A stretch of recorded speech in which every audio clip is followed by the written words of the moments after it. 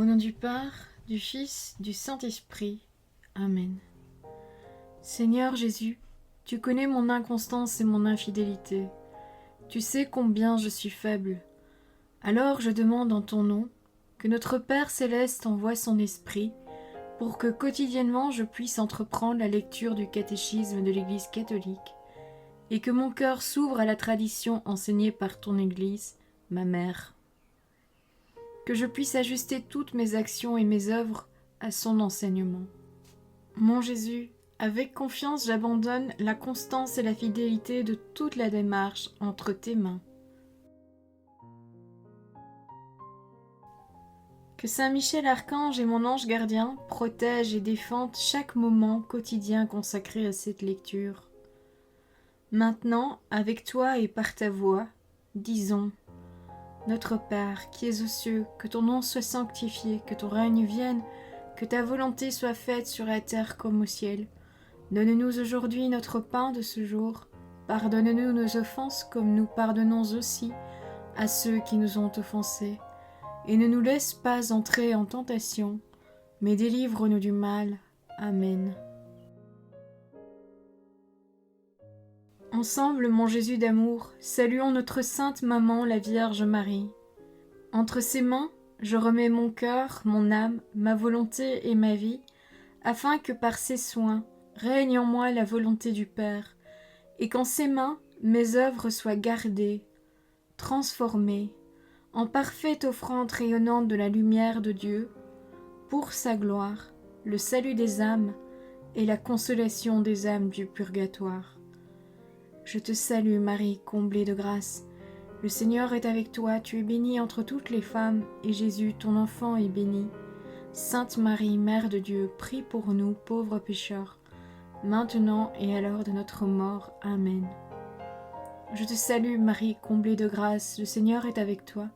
Tu es bénie entre toutes les femmes, et Jésus, le fruit de tes entrailles, est béni. Sainte Marie, Mère de Dieu, prie pour nous, pauvres pécheurs, maintenant et à l'heure de notre mort. Amen. Je te salue Marie, comblée de grâce, le Seigneur est avec toi, tu es bénie entre toutes les femmes, et Jésus, le fruit de tes entrailles, est béni. Sainte Marie, Mère de Dieu, prie pour nous pauvres pécheurs, maintenant et à l'heure de notre mort. Amen. Ô Saint-Esprit, par l'intercession du cœur immaculé de la Sainte Vierge Marie, et par le cœur chaste de Saint Joseph, donne-moi un cœur doux, humble, pur, miséricordieux et charitable. Rends-moi docile à tes célestes inspirations et prompte à y répondre. Que mon cœur enflammé de ton amour soit en toutes ses œuvres dans la volonté du Père, œuvrant ainsi sous ton joug léger et joyeux. Père céleste, je fais ces demandes par les mérites, les œuvres et les souffrances de Jésus-Christ, ton Fils bien-aimé.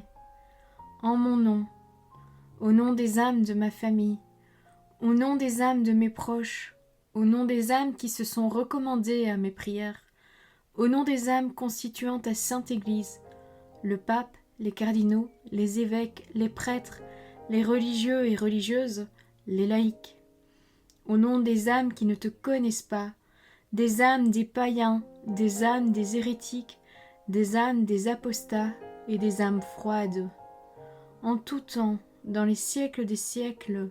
Amen. Article 10. Le 10e commandement. Tu ne convoiteras rien de ce qui est à ton prochain. Voir le livre de l'Exode, chapitre 20, verset 17. Tu ne désireras ni sa maison, ni son champ, ni son serviteur ou sa servante, ni son bœuf ou son âne, rien de ce qui est à lui. Voir le livre du Deutéronome, chapitre 5, verset 21. Là où est ton trésor, là sera ton cœur. Voir l'Évangile selon saint Matthieu, chapitre 6, verset 21. Numéro 2534. Le 10e commandement dédouble et complète le 9e, qui porte sur la concupiscence de la chair. Il interdit la convoitise du bien d'autrui, racine du vol, de la rapine et de la fraude. Que proscrit le 7e commandement? La convoitise des yeux Première lettre de Saint Jean, chapitre 2, verset 16, conduit à la violence et à l'injustice défendue par le 5e précepte. Voir le livre de Michée, chapitre 2, verset 2. La cupidité trouve son origine, comme la fornication, dans l'idolâtrie prohibée dans les 3 premières prescriptions de la loi. Voir le livre de la sagesse, chapitre 14, verset 12. Le 10e commandement porte sur l'intention du cœur. Il résume, avec le 9e, tous les préceptes de la loi. Premier point, le désordre des convoitises. Numéro 2535. L'appétit sensible nous porte à désirer des choses agréables que nous n'avons pas. Ainsi désirer manger quand on a faim, ou se chauffer quand on a froid. Ces désirs sont bons en eux-mêmes, mais souvent ils ne gardent pas la mesure de la raison et nous poussent à convoiter injustement ce qui ne nous revient pas et appartient ou est dû à autrui. Numéro 2536. Le 10e commandement proscrit l'avidité et le désir d'une appropriation sans mesure des biens terrestres. Il défend la cupidité déréglée, née de la passion immodérée des richesses et de leur puissance. Il interdit encore le désir de commettre une injustice par laquelle on nuirait au prochain dans ses biens temporels. Quand la loi nous dit « vous ne convoiterez point », elle nous dit, en d'autres termes, d'éloigner nos désirs de tout ce qui ne nous appartient pas. Car la soif du bien du prochain est immense, infinie et jamais rassasiée, ainsi qu'il est écrit « l'avare ne sera jamais rassasié d'argent ». Voir le livre de l'Ecclésiaste, chapitre 5, verset 9. Numéro 2537. Ce n'est pas violer ce commandement que de désirer obtenir des choses qui appartiennent au prochain, pourvu que ce soit par de justes moyens. La catéchèse traditionnelle indique avec réalisme ceux qui ont le plus à lutter contre les convoitises criminelles et qu'il faut donc le plus exhorter à observer ce précepte.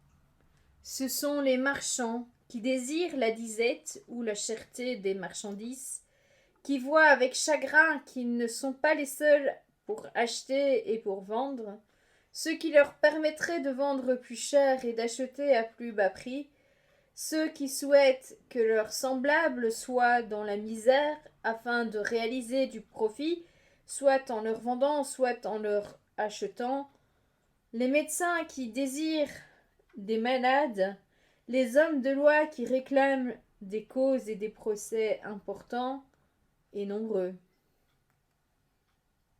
Numéro 2538. Le 10e commandement exige de bannir l'envie du cœur humain. Lorsque le prophète Nathan voulut stimuler le repentir du roi David, il lui conta l'histoire du pauvre qui ne possédait qu'une brebis, traitée comme sa propre fille, et du riche qui, malgré la multitude de ses troupeaux, enviait le premier et finit par lui voler sa brebis. Voir le 2e livre de Samuel, chapitre 12, les versets 1 à 4.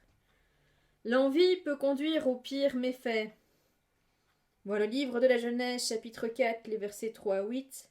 Le 1er livre des rois, chapitre 21, les versets 1 à 29. C'est par l'envie du diable que la mort est entrée dans le monde. Voir le livre de la sagesse, chapitre 2, verset 24. Nous combattons mutuellement, et c'est l'envie qui nous arme les uns contre les autres. Si tous s'acharnent ainsi à ébranler le corps du Christ, où en arriverons-nous?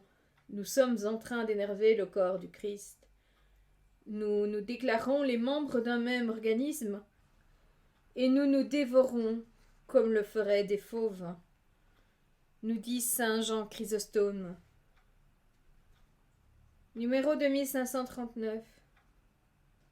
L'envie est un vice capital. Elle désigne la tristesse éprouvée devant le bien d'autrui et le désir immodéré de se l'approprier, fût-ce indûment. Quand elle souhaite un mal grave au prochain, elle est un péché mortel. Saint Augustin voyait dans l'envie le péché diabolique par excellence.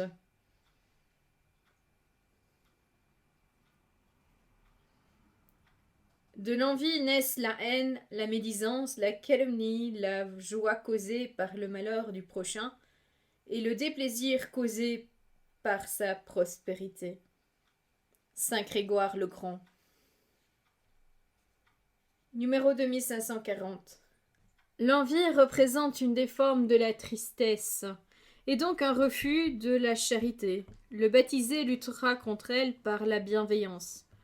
L'envie vient souvent de l'orgueil. Le baptisé s'entraînera à vivre dans l'humilité. Saint Jean Chrysostome nous dit « C'est par vous que vous voudriez voir Dieu glorifié ? Eh bien, réjouissez-vous des progrès de votre frère, et du coup, c'est par vous que Dieu sera glorifié. Dieu sera loué, dira-t-on, de ce que son serviteur a su vaincre l'envie, en mettant sa joie dans les mérites des autres. » Voilà, c'est tout pour aujourd'hui. Je vous souhaite à tous une bonne et sainte journée. Que Seigneur nous bénisse tous, que votre ange gardien veille bien sur chacun d'entre vous et que la paix habite votre cœur ainsi que les cœurs des membres de votre famille. Au nom du Père, du Fils, du Saint-Esprit. Amen.